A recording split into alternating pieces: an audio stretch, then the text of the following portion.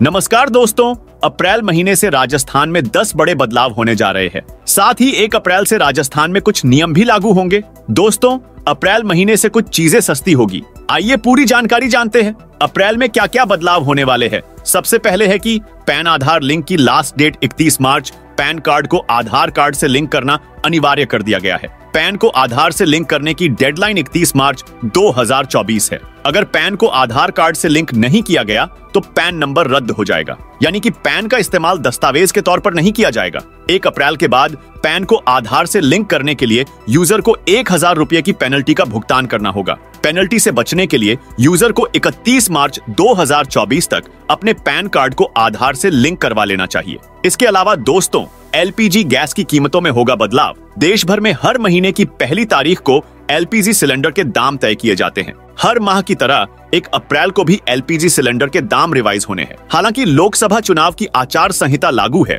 ऐसे में कुछ परिवर्तन होने की गुंजाइश नहीं है, लेकिन इस बार एलपीजी के घरेलू सिलेंडर के दामों में जरूर कटौती देखने को मिल सकती है। बता दें कि हाल ही में पीएम मोदी ने एलपीजी गैस के दाम पर छूट की बात कही थी। इसके अलावा दोस्तों, सुकन्या और पीपीएफ में जमा करना है minimum amount public provident fund PPF और सुकन्या समृद्धि योजना एसएसवाई अकाउंट को एक्टिव रखने के लिए इनमें मिनिमम इन्वेस्टमेंट करना जरूरी है। 31 मार्च 2024 तक पीपीएफ और एसएसवाई में पैसे नहीं डालने पर ये अकाउंट्स इनएक्टिव बंद हो सकते हैं। इन्हें दोबारा एक्टिव करवाने के लिए आपको जुर्माना देना पड़ेगा। इसके अलावा दोस्तों, जोधपुर में शीतला माता का मेला 1 अप्रैल से जोधपुर शहर के नागौरी गेट कागा की पहाड़ियों में स्थित शीतला माता मंदिर में इस बार 1 अप्रैल से शुरू होगा। इसको लेकर तैयारियां पूर्ण की गई है। मेले में आने वाले श्रद्धालुओं के लिए पॉलीथीन की थैली पर प्रतिबंध लगाया गया है। इसके अलावा दोस्तों, बकाया राशि 31 मार्च तक जमा करने पर मिलेगी। ब्याज में छूट बाड़मेर में 31 मार्च 2023 तक की बकाया राशि वाले एवं इस अवधि तक कटे हुए कनेक्शनों को पुनः जुड़वाने के लिए बकाया राशि एक मुश्त जमा करने पर ब्याज में 100% की छूट प्रदान की जाएगी। इसमें 31 मार्च 2023 तक की बकाया राशि एक मुश्त जमा कराने पर अब 30 सितंबर तक ब्याज एवं पेनल्टी में 100% छूट प्रदान की जाएगी। साथ ही कटे हुए कनेक्शन की राशि जमा करवाकर विद्युत कनेक्शन जुड़वाए जा सकते हैं। इसके अलावा दोस्तों, एसबीआई की अमृत कलश स्कीम में निवेश state bank of India SBI की खास फिक्स डिपॉजिट स्कीम अमृत कलश इसी महीने 31 मार्च को खत्म होने वाली है। इसके तहत सीनियर सिटीजन को 7.6% और अन्य को 7.1% सालाना ब्याज दिया जा रहा है। इस फिक्स डिपॉजिट स्कीम में 400 दिन के लिए निवेश करना होता है। इसके अलावा दोस्तों, 1 अप्रैल से मिलेंगे ईडीएलआई आरसी। लाइसेंस बनाने वाले और वाहन खरीदने वाले लोगों को अब 1 अप्रैल से स्मार्ट आरसी और लाइसेंस के लिए 200 रुपए नहीं देने होंगे। इनकी जगह अब लोगों को ईडीएलआई आरसी मिलेगी। आवेदक चाहे तो आई मित्र प्लस मशीन से प्लास्टिक कार्ड पर प्रिंट भी ले सकेगा। इसके लिए आरटीओ और डीटीओ ऑफिस में आई मित्र कियोस्क लगाए जाएंगे। इसके अलावा दोस्तों, फास्टैग केवाईसी है अनिवार्य। 1 अप्रैल 2024 से फास्टैग से जुड़े नियमों में बदलाव हो रहा है। अगर आप 31 मार्च 2024 तक फास्टैग केवाईसी को अपडेट नहीं करवाते हैं तो अगले महीने से आपको दिक्कत का सामना करना पड़ सकता है। दरअसल बिना केवाईसी वाले फास्टैग को बैंक डीएक्टिव कर देगी। इसका मतलब है कि अगर फास्टैग में बैलेंस है तब भी उसके जरिए भुगतान नहीं होगा। एनएचआई ने फास्टैग केवाईसी को अनिवार्य कर दिया है। इसके अलावा दोस्तों, ईपीएफओ का नया नियम 1 अप्रैल 2024 से ईपीएफओ के नियमों में भी बदलाव होने वाला है। दरअसल कर्मचारी भविष्य निधि संगठन अगले महीने से नया नियम लागू करने वाले हैं। इस नियम के अनुसार अब नौकरी चेंज करने के बाद पीएफ अकाउंट ऑन्टो मोड में ट्रांसफर हो जाएगा। इसका मतलब है कि अब अकाउंट ट्रांसफर करने के लिए यूजर को रिक्वेस्ट देने की जरूरत नहीं होगी। इस नियम के लागू होने के बाद यूजर की परेशानी एक हद तक कम हो जाएगी। इसके अलावा दोस्तों, अप्रैल से महंगी हो जाएंगी ये गाड़ियां। BS6 के दूसरे चरण में शिफ्ट होने से ऑन्टो कंपनियों की लागत बढ़ रही है। इसके अलावा वे महंगाई के कारण इन खर्चों को ग्राहकों पर डाल रहे हैं। इसलिए अगर आप 1 अप्रैल के बाद कार खरीदने का प्लान बना रहे हैं तो यह और महंगी हो जाएगी। Honda, Maruti Suzuki, Tata Motors और हीरो मोटोकॉर्प ने 1 अप्रैल से अपने वाहनों की कीमतों में बढ़ोतरी की घोषणा की है। इसके अलावा दोस्तों, 1 अप्रैल से इन लोगों की होगी बल्ले बल्ले।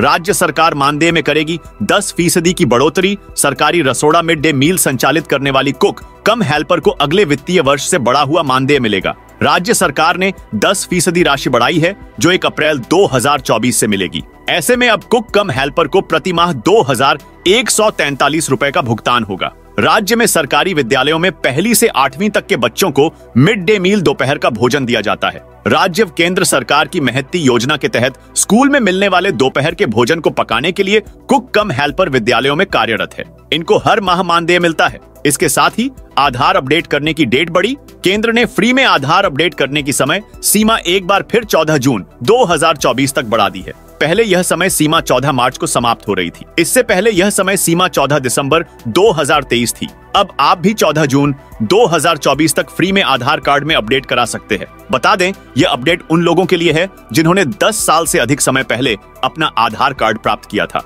और इस पर कोई भी जानकारी अपडेट करना चाहते हैं। इसके अलावा दोस्तों, 1 अप्रैल से इलेक्ट्रिक स्कूटर्स खरीदना हो जाएगा इतना महंगा। आप भी नया इलेक्ट्रिक स्कूटर खरीदना चाहते हैं तो अब भी आपके पास सस्ते में स्कूटर खरीदने का शानदार मौका है। अगले महीने की 1 तारीख यानी 1 अप्रैल से सरकार की नई स्कीम के लागू होते ही इलेक्ट्रिक स्कूटर्स की कीमतें 10% तक बढ़ सकती हैं। 1 अप्रैल से बहुत कुछ बदलने वाला है। अगले महीने नया इलेक्ट्रिक स्कूटर खरीदने का प्लान है तो 31 मार्च 2024 से पहले खरीद लीजिए, नहीं तो अगले महीने की 1 तारीख से ज्यादा पैसे चुकाने होंगे। इसके अलावा दोस्तों, रेलवे 1 अप्रैल से करने जा रहा ये बड़ा बदलाव डिजिटल भारत की दिशा में कदम बढ़ाते हुए रेलवे कई नए बदलाव करने जा रहा है। इसी क्रम में 1 अप्रैल से रेलवे खाने से लेकर टिकट, जुर्माने और पार्किंग तक सभी जगह ऑनलाइन भुगतान की सुविधा शुरू कर रहा है। खास बात यह है कि ट्रेन में बिना टिकट यात्रा करने वाले यात्रियों से भी रेलवे अब QR कोड स्कैन कराकर जुर्माना वसूलेगा। हालांकि रेलवे के इस कदम से यात्रियों को सहूलियत भी होगी। अगर कोई यात्री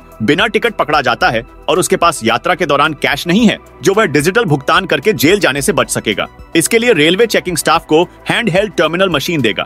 इसके अलावा दोस्तों, सामाजिक सुरक्षा पेंशन के सत्यापन की अंतिम तिथि 31 मई। सामाजिक सुरक्षा पेंशन के लिए पेंशनर्स के वार्षिक सत्यापन की अंतिम तिथि को बढ़ाकर अब 31 मई कर दिया है। सामाजिक न्याय एवं अधिकारिता विभाग के डिप्टी डायरेक्टर रामनिवास यादव ने बताया कि ऐसे पेंशनर्स जिन्होंने अभी तक वर्ष 2024 का वार्षिक सत्यापन नहीं कराया है, वो नजदीकी ई मित्र के माध्यम से वार्षिक सत्यापन कराए तथा ऐसे पेंशनर्स जिन्हें वार्षिक सत्यापन में समस्या आ रही है, वह संबंधित पंचायत समिति में संपर्क कर सकते हैं। इसके अलावा अगली अपडेट है कि पालनहार योजना में 2024 मार्च तक कराना होगा वार्षिक सत्यापन। पालनहार योजना के तहत शैक्षणिक सत्र 2023-24 के लिए आवेदक 2024 मार्च तक शैक्षणिक सत्र का वार्षिक सत्यापन करा सकते हैं। नियत तिथि तक सत्यापन न कराने पर आवेदन निरस्त कर दिया जाएगा। आवेदक जिन्होंने अभी तक शैक्षणिक सत्र का वार्षिक सत्यापन नहीं कराया है, उनका आवेदन वार्षिक सत्यापन नहीं कराने के कारण अस्थायी रूप से निरस्त कर दिया जाएगा।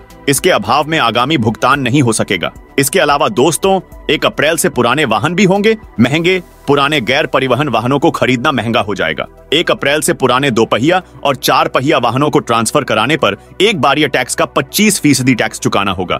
अभी तक पुराने वाहनों के ट्रांसफर पर एक बारिया टैक्स का 12.5% टैक्स लिया जाता है। गत वर्ष सरकार ने 50% छूट दी थी। 31 मार्च को छूट की अवधि समाप्त हो जाएगी। परिवहन विभाग का साइन सॉफ्टवेयर 1 अप्रैल से 25% टैक्स वसूलेगा। इससे जनता पर अतिरिक्त भार आएगा। तो दोस्तों, यह थी अप्रैल महीने में होने वाले बदलावों के बारे में जानकारी। आप इस वीडियो को कौन से जिले से देख रहे हैं, कमेंट करके बताइए।